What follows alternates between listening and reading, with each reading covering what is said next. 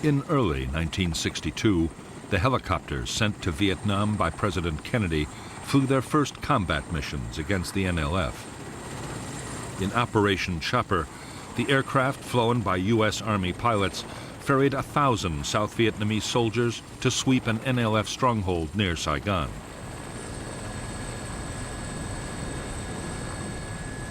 It was the beginning of a whole new phase of the conflict.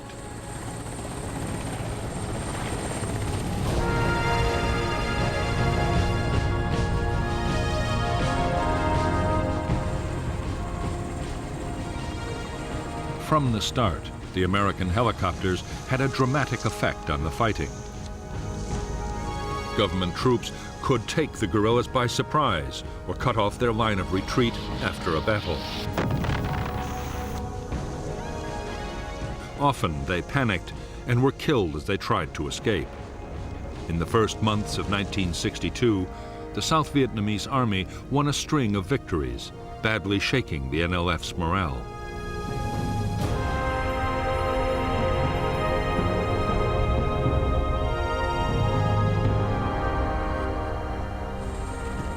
Using helicopters for offensive operations called for a whole new set of tactics. It was a complex business in which helicopter forces and ground units had to be strictly coordinated.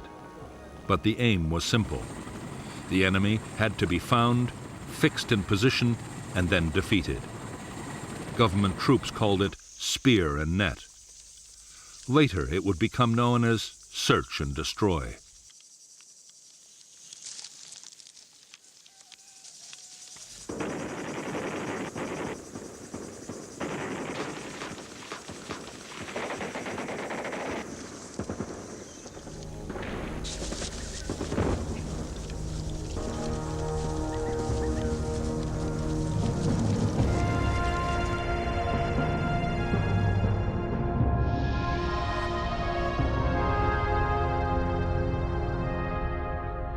A search and destroy operation usually began with intelligence locating an NLF unit. The task then was to place forces to cut off the enemy's retreat. If there was a river nearby, South Vietnamese gunboats were deployed in blocking positions. Infantry on foot and in armored personnel carriers were moved in overland. Meanwhile, American helicopters loaded up with government troops rendezvoused with their escort of ground attack aircraft. After bombing or artillery strikes, the airborne infantry landed and advanced towards the enemy, acting as the offensive spear. Trapped by the net of blocking forces, the Viet Cong would be forced to do battle and be destroyed by vastly superior firepower, or so the theory went.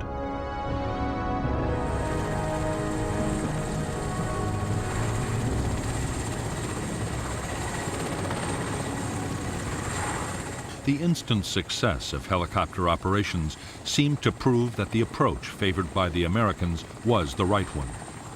What U.S. advisors wanted now was more and bigger offensive operations.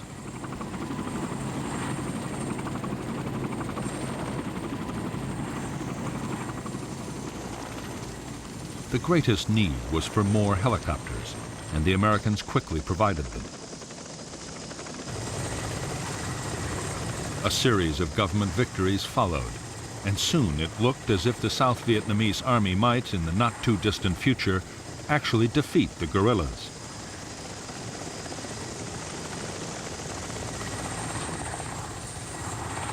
In July 1962, General Paul D. Harkins, head of the U.S. Military Assistance Command in Saigon, reported to Washington that tremendous progress was being made in South Vietnam. It was just what President Kennedy wanted to hear, and in the White House there was a deep sense of relief. They hoped they could bring home all U.S. military personnel by the end of 1965.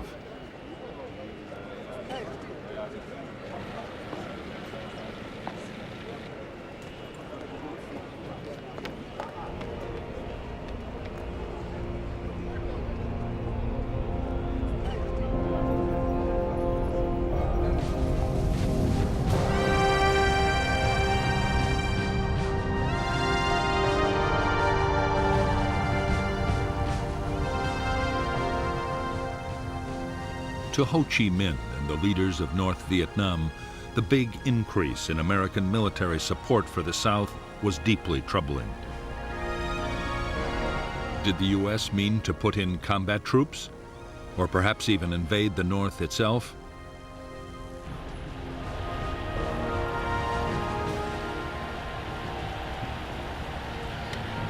They appealed to the Chinese leader Mao Zedong for help.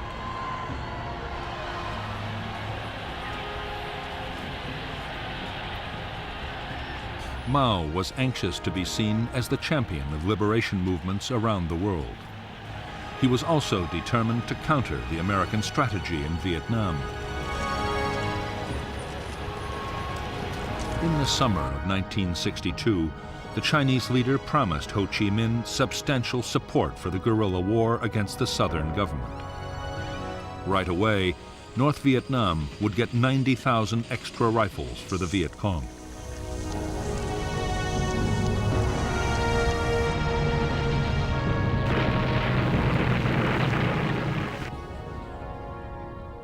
As yet, the Americans knew nothing of the Chinese decision to back the war. They were still highly optimistic.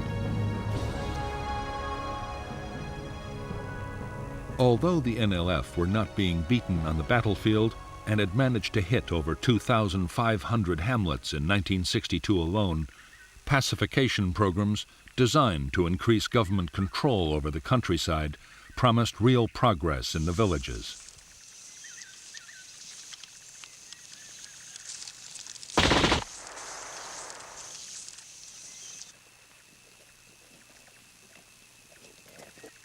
In a program coordinated by the Central Intelligence Agency, U.S. Special Forces were working with Montagnard tribal groups in the central highlands of South Vietnam. They fortified villages and trained local volunteers to fight the Viet Cong in their own areas. The tactics involved setting ambushes, heavy night patrolling, and above all, responding fast to guerrilla incidents.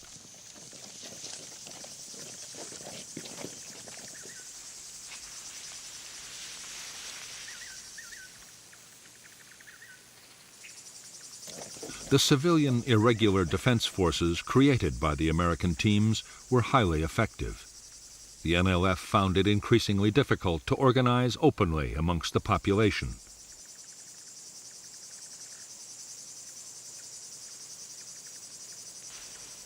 At its peak, the program would encompass thousands of villages and hundreds of thousands of people.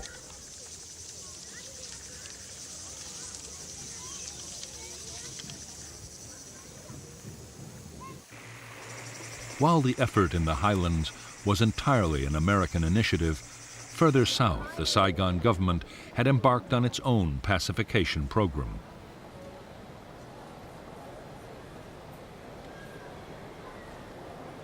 Backed by the CIA, called the Strategic Hamlets Program, the idea was to create 11,000 settlements which could defend themselves from the Viet Cong and bring government authority into the countryside. The campaign was a disaster from the start.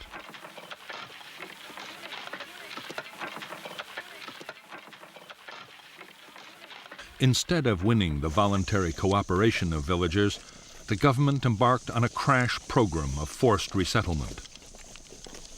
Families were moved, sometimes at gunpoint, from their traditional lands and the burial grounds of their ancestors. Funds promised for development were embezzled by corrupt officials.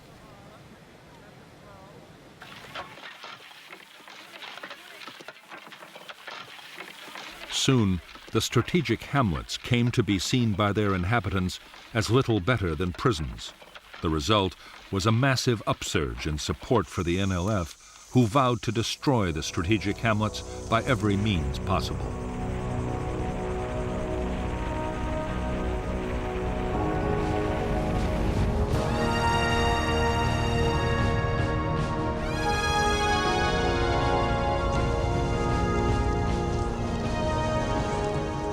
From the first introduction of American helicopters into South Vietnam, NLF tacticians had worked feverishly to develop ways of dealing with the threat. They had learned to mount ambushes with heavy machine guns near the obvious landing zones.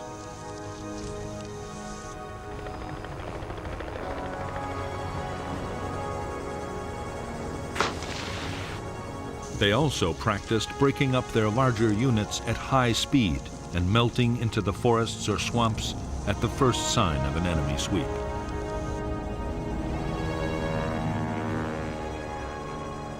One of the biggest lessons learned by the guerrillas in 1962 was to keep their attacks short. Raids or ambushes were planned to last no more than 15 minutes. The idea was that even with helicopters, government forces would have too little time to react.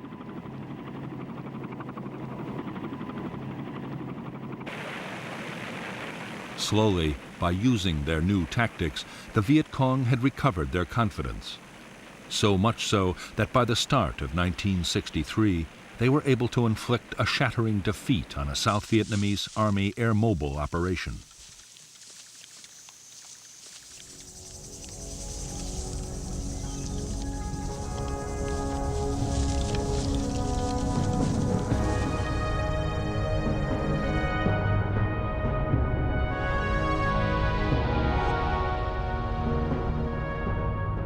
The hamlet of Ap Tan Toi in the Mekong Delta was believed by the South Vietnamese Army to be the location of a Viet Cong headquarters, a radio transmitter, and a small guerrilla force. The Army's 7th Division, with American advice, decided to attack. What they didn't know is that they were walking into a trap.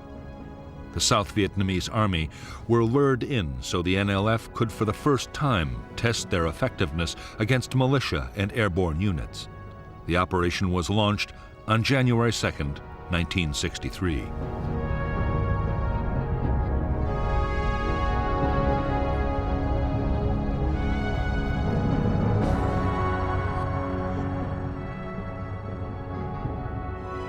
The neighboring hamlets of Ap Tan Toi and Ap Bac were strung out along a raised dike and an irrigation canal. In the tree line was deployed the whole Viet Cong 514th Battalion, reinforced by local guerrillas, altogether nearly 350 men.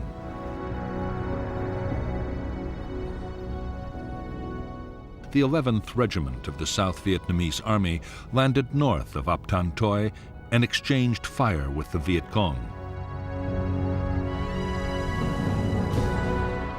Meanwhile, a Civil Guard task force pushing from the south ran straight into the Viet Cong at Ap Bac and was stopped in its tracks.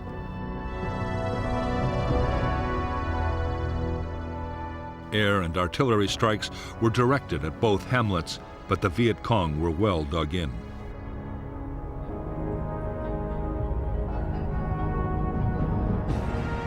A reserve company of Army troops was landed in transport helicopters to attack Ap Tan Toi. Fire from Ap Bac destroyed 5 aircraft. Next, a company of armored personnel carriers made a disorganized assault on Ap Bac, but was driven off with heavy losses.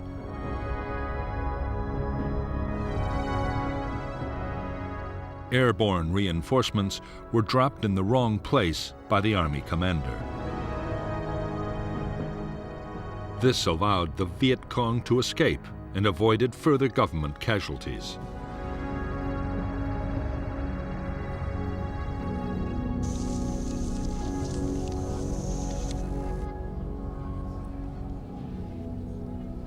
For the Viet Cong, the Battle of Ap Bac was a stunning victory. For the first time, they had stood their ground against helicopters and armored vehicles. Almost 400 South Vietnamese troops were killed or wounded. 3 American advisors were also killed, and they had lost only 9 men themselves. As the news swept through the hamlets and villages of Vietnam, Viet Cong morale and recruitment soared.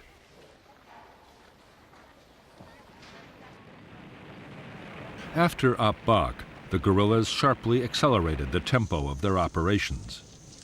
Attacks on strategic hamlets were launched almost every day, and hundreds were overrun. The guerrillas hit isolated government forts, tempting sources of arms and radios. Usually, they set ambushes for any army troops that might be sent to the rescue.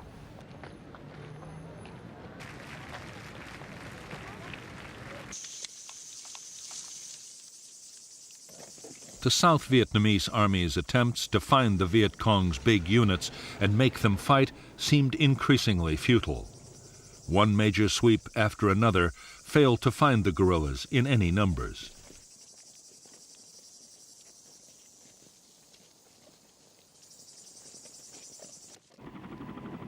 By now, many American advisors in South Vietnam, colonels and captains at the sharp end of the battle, had begun to ask questions about U.S. military doctrine.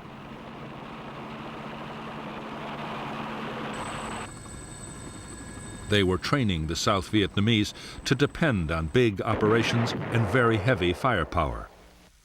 As a result, large numbers of civilians were being killed, which could only increase support for the NLF. And in spite of everything, the guerrillas were usually escaping the net.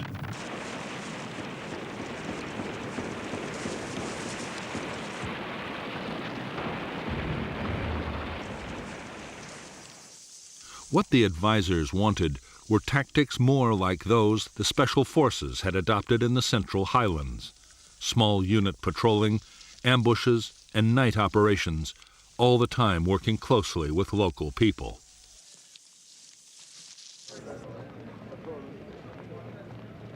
In Washington, the suggestion met with some hostility. As far as the generals were concerned, the job was to find the enemy and destroy him with as much firepower as could be mustered.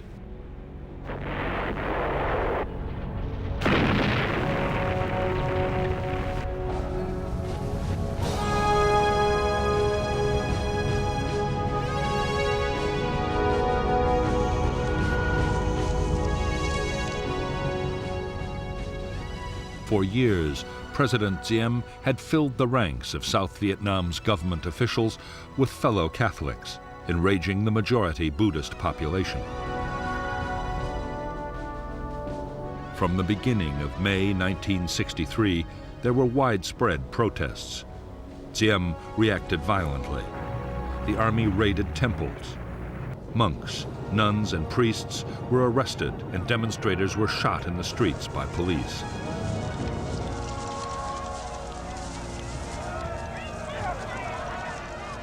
In July, students began their own mass actions in support of the Buddhist cause. By the fall of 1963, South Vietnam was sliding into political chaos. As sheer mismanagement looked set to destroy the country, Army generals directed by the CIA hatched a plan to overthrow the president. American officials, exasperated at Chien's failures, signaled that Washington would not oppose a coup. The plotters made their move on November 1, 1963, attacking the presidential palace with armor and aircraft. The generals had promised that President Chien would be allowed a safe flight into exile. However, the day after the coup, Chien was brutally murdered along with his brother Nhu by unidentified assassins. 3 weeks later, on November 22, 1963, in the United States, President Kennedy was himself assassinated.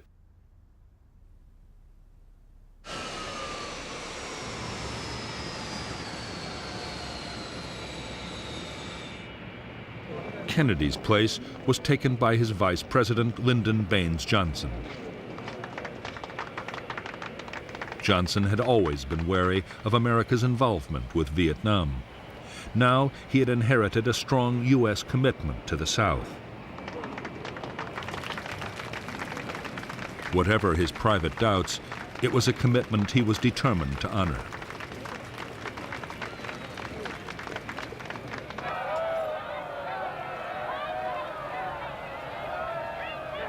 The chaos that had engulfed South Vietnam in the closing months of 1963 was seen in North Vietnam as a golden opportunity.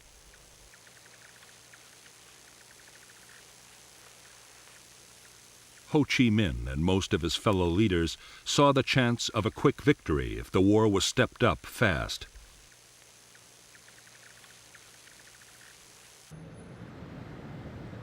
Amongst the North's communist backers, the Soviet Union was opposed to any escalation. But the Chinese leader Mao Zedong had promised his support. If the Americans reacted by invading North Vietnam, China would even deploy combat troops to help the defense.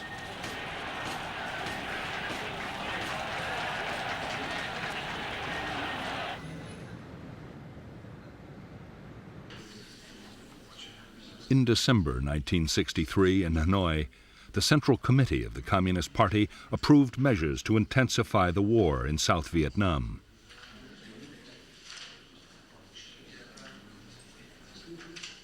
General Giap, the defense minister, had argued for caution, but most of the leadership was against him. The order was given to speed up the flow of men and weapons to the NLF in the south.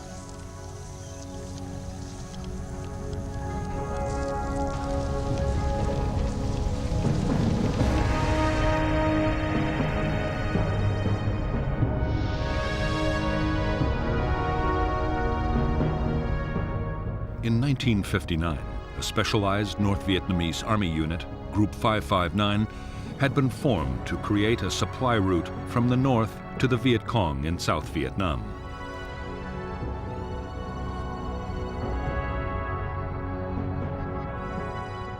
Jungle trails inside the south had proved too vulnerable to government army sweeps, and so, helped by their allies, the Pathet Lao guerrillas in Laos, and with the tacit approval of Prince Sihanouk of Cambodia, Group 559 had taken over the border areas just outside South Vietnam.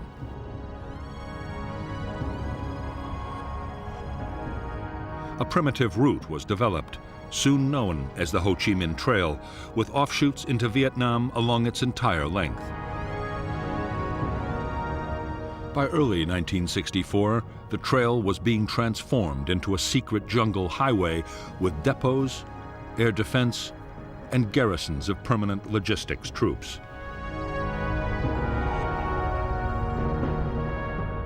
Meanwhile, another unit, Group 579, controlled the infiltration of men and weapons into South Vietnam by sea.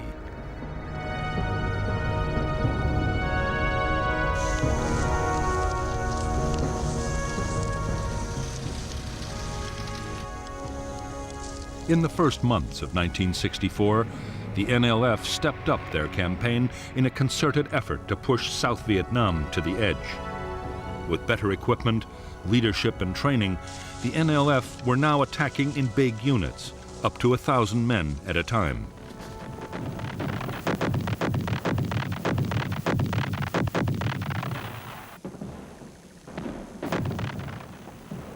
As the guerrillas sensed victory and piled on the pressure, on January 30th, there was yet another military coup in Saigon. The U.S. Defense Secretary, Robert McNamara, was dispatched to Vietnam to boost the authority of the new leader, General Nguyen Thanh. Yet few American officials imagined Thanh could soon win popular support or rally the demoralized South Vietnamese army.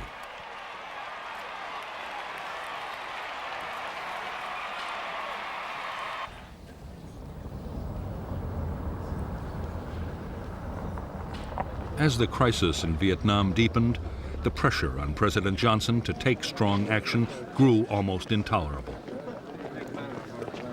Many of Johnson's political opponents, including the Republican Senator Barry Goldwater, were calling for North Vietnam to be bombed and for U.S. troops to be sent to fight in the South.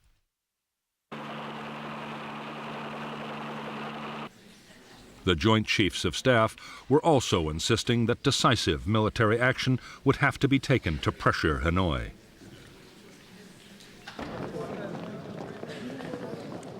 From the start, Johnson doubted that the United States could win a war in Southeast Asia.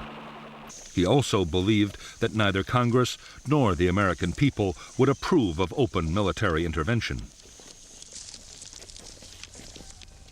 However, he did agree to covert actions against North Vietnam, including secret bombing of economic targets and villages along the Laotian border.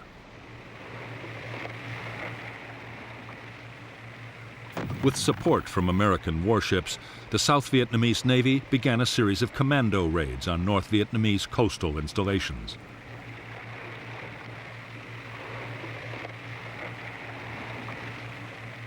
It was one such operation in August 1964 that would set the stage for a dramatic clash between U.S. and North Vietnamese naval forces. In the Gulf of Tonkin, the simmering conflict between the United States and Hanoi was sent spiraling towards outright war.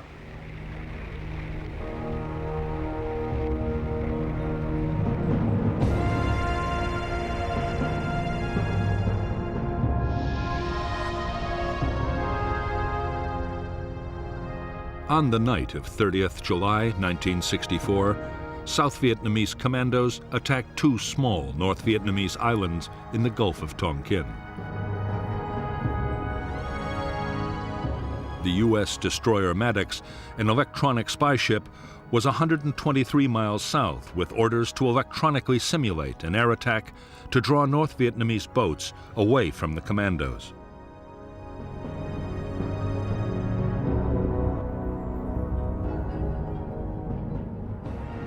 On August 2nd, 3 North Vietnamese torpedo boats approached the Maddox at high speed, mistaking it for a South Vietnamese escort vessel.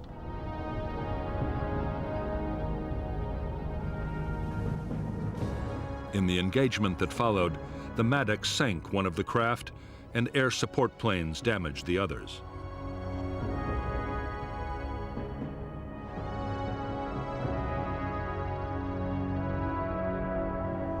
Maddox continued operations, reinforced by a second destroyer, the USS Turner Joy. 2 nights later, still gathering intelligence and in bad weather conditions, the captain of the Maddox reported that he thought they had been fired on and were about to be attacked. As he later reported, no attack took place.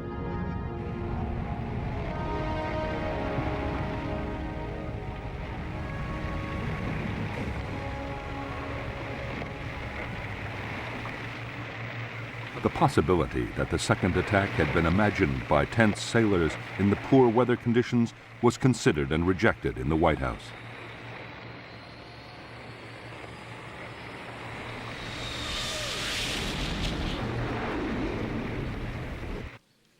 Six hours after the supposed attack, a retaliation against North Vietnam was ordered by President Johnson. American jets bombed 2 naval bases. A major oil facility was also destroyed. 2 U.S. aircraft were lost in the raids.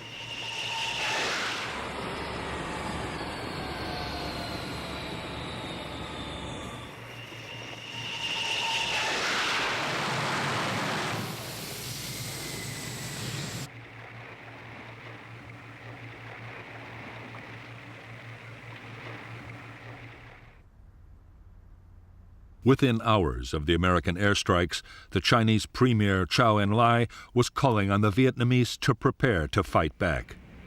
Chinese air units on the Vietnam border were heavily reinforced.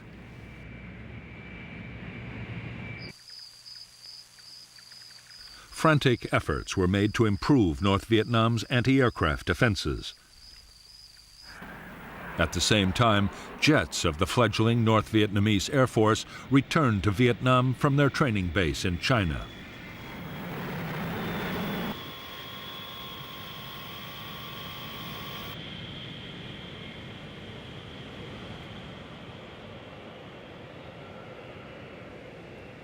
The same day that North Vietnamese fighters began operations from their new home airfield, an historic step was taken in Washington. On August 7, 1964, the U.S. Congress passed the Tonkin Gulf Resolution. It gave President Johnson the freedom to take whatever actions he thought necessary to defend Southeast Asia. Johnson now had the power to use military force in Vietnam in almost any way he chose.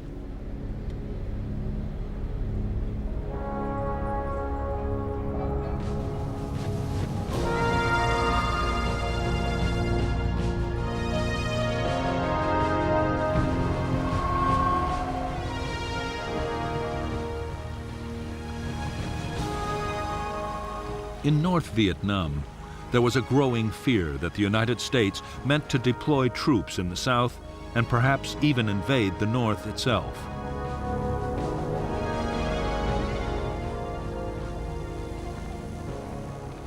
The U.S. might also decide to bomb North Vietnam into the ground. Communist leaders could only hope that fear of China would make the enemy hesitate before taking any drastic steps.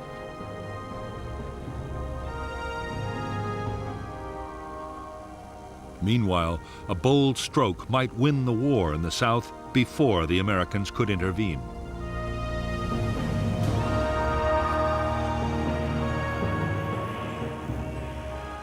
The plan was that the North Vietnamese army should be sent to fight in the South. Supplying them would be no easy task, but their well-trained and heavily armed regiments just might tip the balance. The aim was to topple the weakened South Vietnamese state within little more than a year.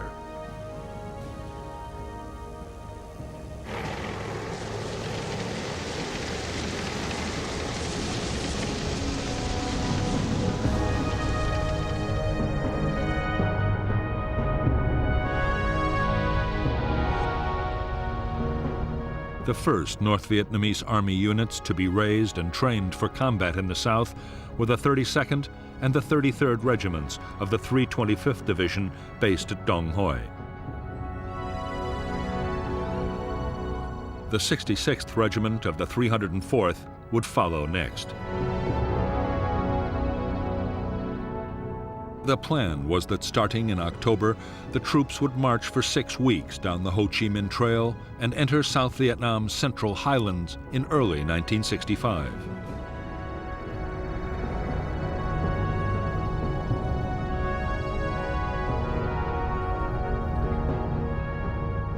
The first step would be to seize territory in the border area.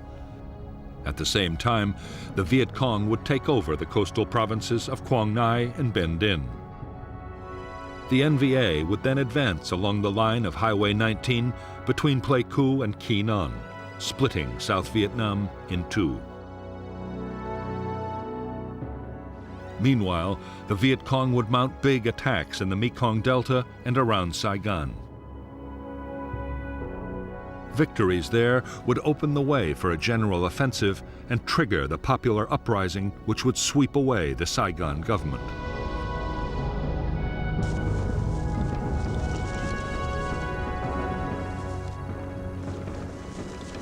While the North Vietnamese Army prepared its divisions for infiltration into the South, the NLF stepped up their campaign. One of their main aims now was to deter the United States from getting more deeply involved in the war. With the U.S. presidential election coming up, reminding Americans that intervention had a price just might pay dividends.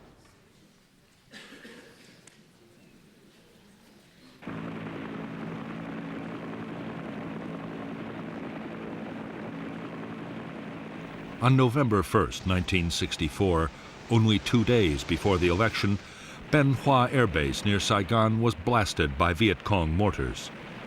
4 Americans were killed and 76 wounded. 5 B-57 bombers were destroyed and 15 damaged.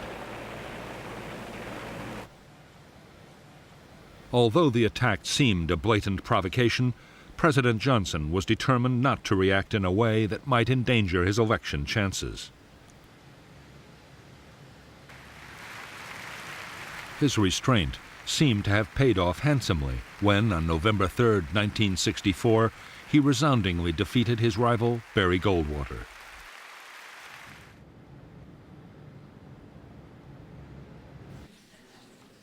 By now, Johnson's advisors feared that South Vietnam could be on the brink of collapse. From January 1st, 1965, through to February 7th, 1965, the Viet Cong mounted a series of coordinated attacks across the country. They took and held the village of Binh Gia, only 40 miles from Saigon, severely mauling government army units sent to the rescue.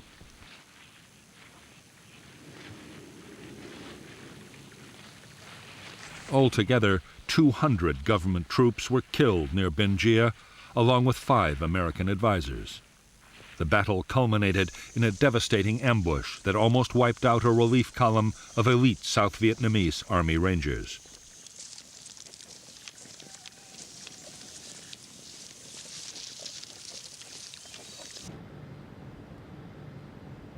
In Washington, the pressure to do something to save South Vietnam was now intense. Although Johnson doubted that bombing North Vietnam could dissuade it from supporting the Viet Cong guerrillas, he agreed to let military planners prepare a major campaign. Meanwhile, a series of strikes would be launched as reprisals if there was any major attack by the Viet Cong.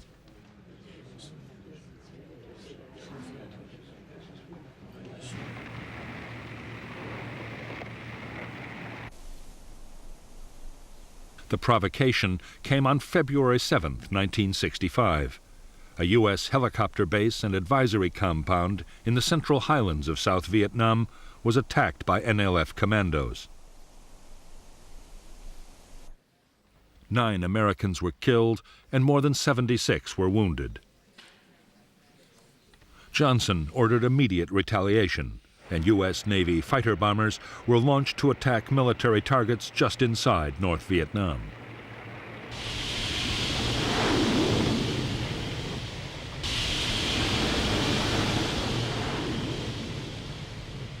Only 3 days after the U.S. raids, there was another attack by the Viet Cong on Americans. This time, it was a bomb in a hotel at Quy Nhon, which killed 23 U.S. servicemen. More retaliation strikes were launched, and on February 13, 1965, President Johnson authorized a bigger campaign, codenamed Operation Rolling Thunder.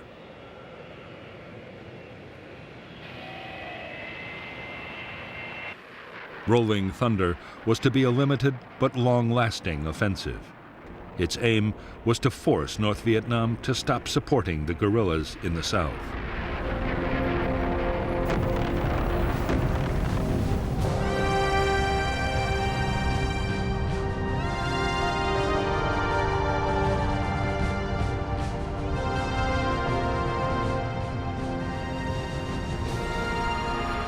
As Operation Rolling Thunder got underway, the chief of the U.S. Military Assistance Command in Saigon, General William C. Westmoreland, grew increasingly worried about the security of bases involved in the campaign.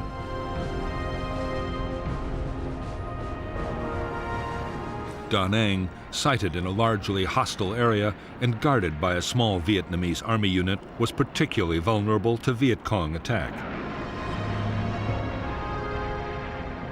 Westmoreland asked for 2 battalions of U.S. Marines, 3,500 men, to be deployed around the base.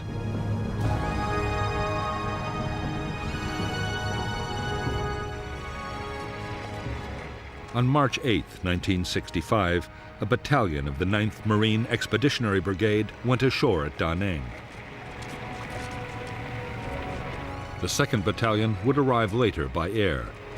The Marines' mission was to be strictly confined to defending the Da Nang base.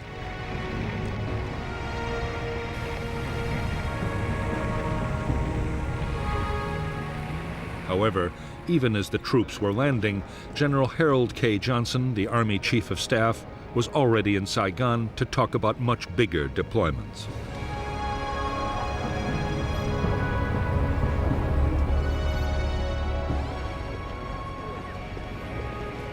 General Johnson had been appointed by the president his special representative.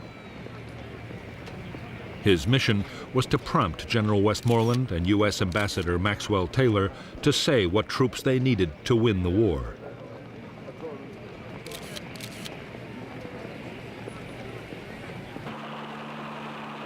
In fact, General Johnson and his fellow commanders on the Joint Chiefs of Staff already had a clear idea of the forces they wanted for Vietnam.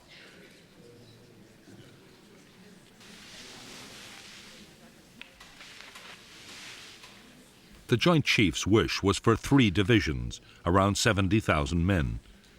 That was the number called for in their defense plan for Southeast Asia, Operation Plan 32. The plan had been designed to meet an invasion of South Vietnam from the north or China, something that no one now expected to happen.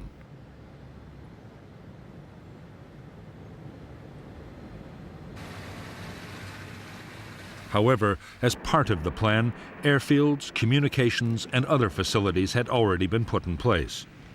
Now, large numbers of troops could be deployed as soon as the President gave the order.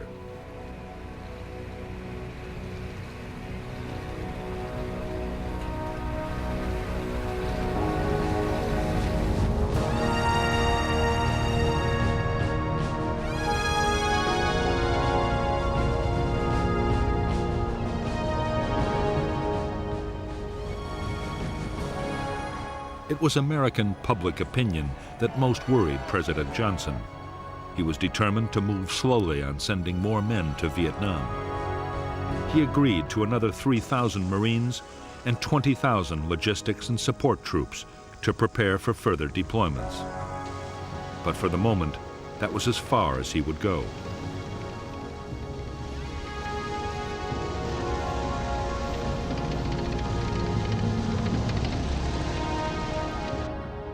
On April 7, 1965, at Johns Hopkins University, President Johnson offered economic aid to North Vietnam in exchange for peace. His offer was brusquely rejected by the North Vietnamese government.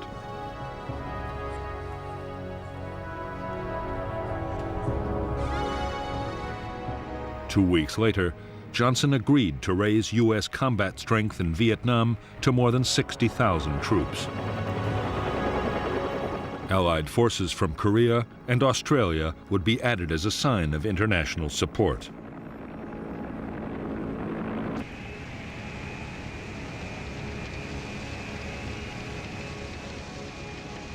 There were restrictions on how the U.S. commander in Vietnam, General Westmoreland, would be able to use the troops he had been given. They were to operate only inside clearly defined enclaves around their bases.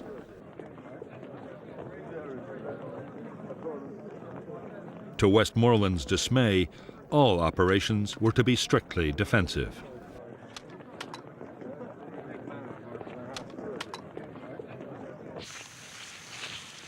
The American policy of defending enclaves would soon be severely tested by the Viet Cong. The guerrillas were planning to unleash a massive offensive. The campaign was designed to inflict the final blows on the tottering South Vietnamese state.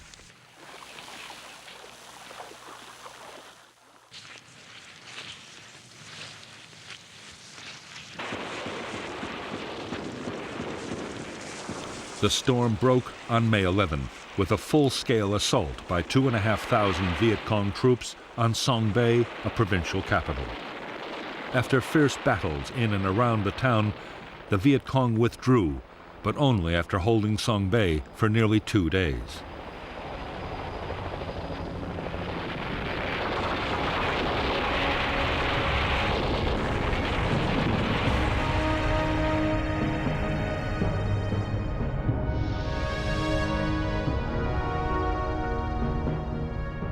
The Viet Cong assault on Song Bay was followed by a series of attacks to within a few miles of Saigon. Meanwhile, in the Central Highlands, U.S. intelligence had detected all the elements of the North Vietnamese Army's 325th Division and signs that the 304th was on its way.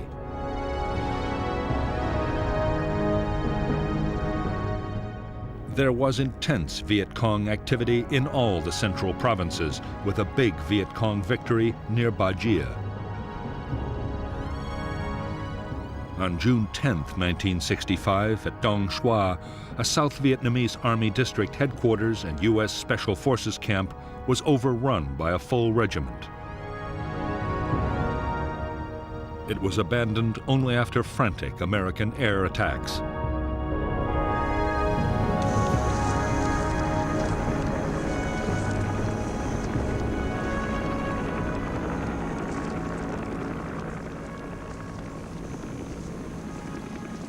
The sheer scale of the Viet Cong's new offensive had far surpassed anything that either the South Vietnamese Army or the Americans had anticipated. The government's best and most mobile battalions had been shattered.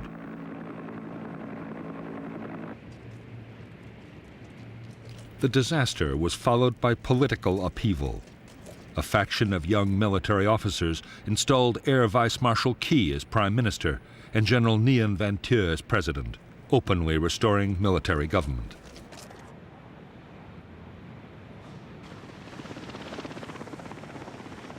After the Viet Cong's May offensive, it was plain to the Americans that enemy numbers were much higher than they had thought. That meant far more U.S. troops would be needed to hold the line.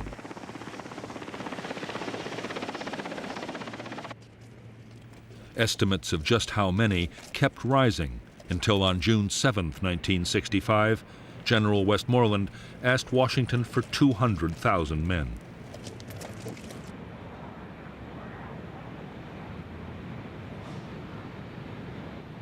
While Westmoreland was waiting for the president's decision, he was given new powers to use the troops he already had more aggressively. He would no longer have to confine his men to defensive enclaves, but could go out and attack the enemy.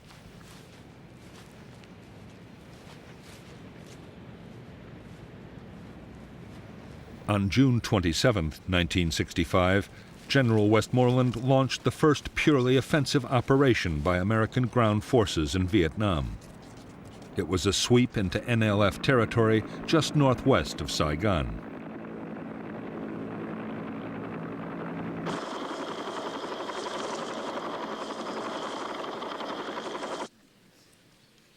A month after the start of offensive operations, President Johnson announced that more troops would be sent to Vietnam.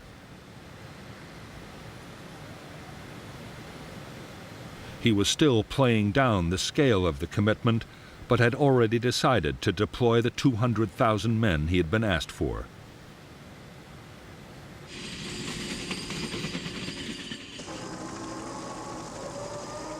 The following day, the first troops of the big buildup arrived in Vietnam. The men were a battalion of the 101st Airborne Division. By this time, there was no longer any doubt about just what their mission would be. They were to find the Viet Cong's main force military units and destroy them on the battlefield.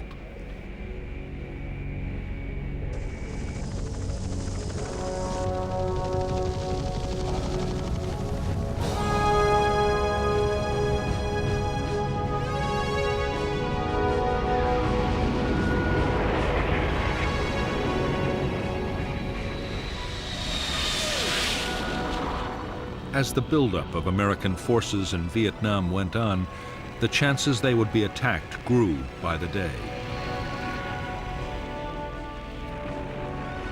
On August 5th, NLF sappers penetrated an oil storage depot near Da Nang and blew up 2 million gallons of fuel. There had been sniping and mortar attacks too, but the real fear was of a large-scale infantry assault overrunning an American installation.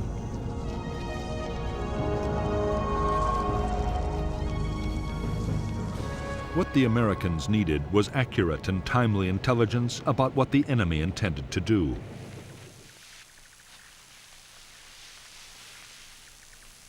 It came when a deserter from the 1st Viet Cong Regiment, a force nearly 2,000 strong, told his captors that his unit was planning to hit the Marine base at Chu Lai.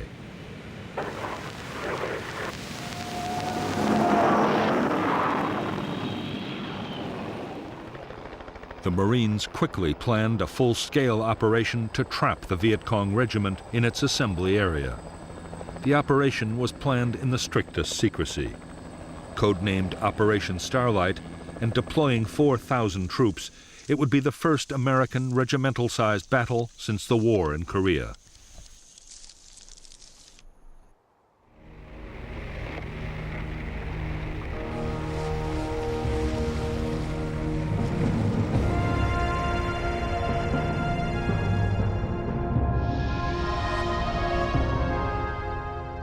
The Marine base at Chu Lai was 15 miles from the village complex of Van Tuong. Between the Tra Bong River, the elevation known as Hill 43, and the Phuoc Tuan Peninsula was a fortified Viet Cong base area. There, the 1st Viet Cong Regiment, made up of the 60th and 80th Battalions, had assembled for the attack on Chu Lai. On August 17, 1965, Company M of the 3rd Battalion, 3rd Marines, took up a blocking position on the Tra Bong River. Next morning, the rest of the battalion made an amphibious landing, while 3 more companies were inserted at landing zones Red, White, and Blue. The Marines pushed on from LZ's Red and White, but around Hill 43, near LZ Blue, the entire Viet Cong 60th Battalion was dug in, and there was a fierce battle before the hill was taken.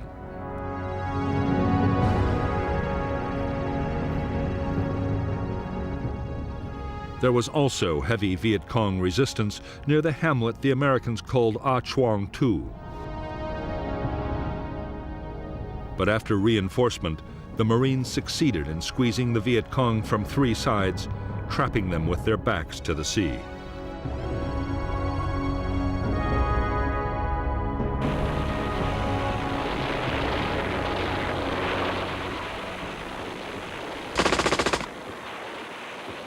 In Operation Starlight, it was the early battles that proved the heaviest. The first 2 companies in action took almost 1/3 casualties. 29 were dead and many wounded, but the Marines had claimed nearly 300 Viet Cong killed.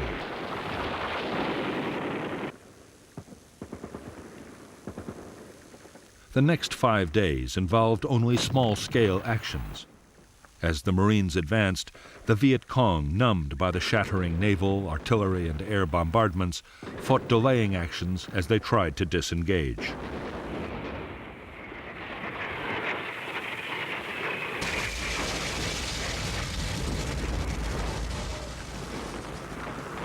In support of the attacking infantry, Marine guns at the Chu Lai base alone fired over 3,000 rounds.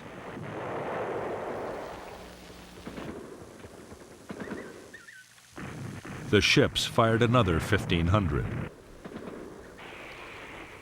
Marine air support was so effective that at times aircraft were dropping their bombs within 200 feet of their own troops.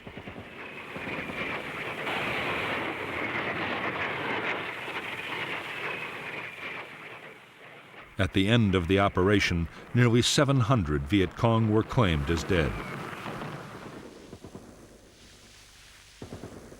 The Marines had lost 45 dead and more than 200 wounded in the battle.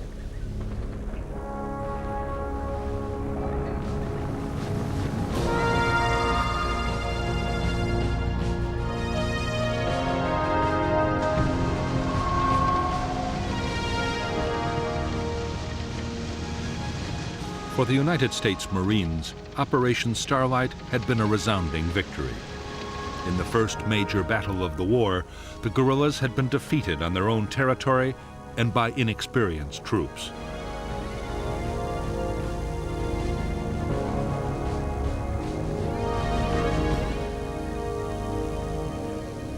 The classic U.S. military doctrine had worked exactly as it was supposed to. The enemy had been found, fixed in position, and then destroyed with massive firepower.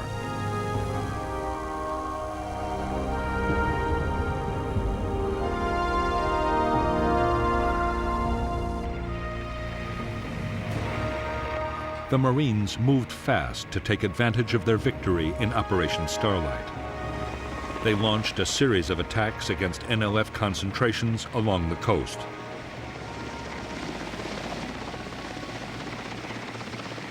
Meanwhile, General Westmoreland's attention shifted to the Central Highlands. There, the threat was posed not by the Viet Cong guerrillas, but by the newly arrived troops of the North Vietnamese Army.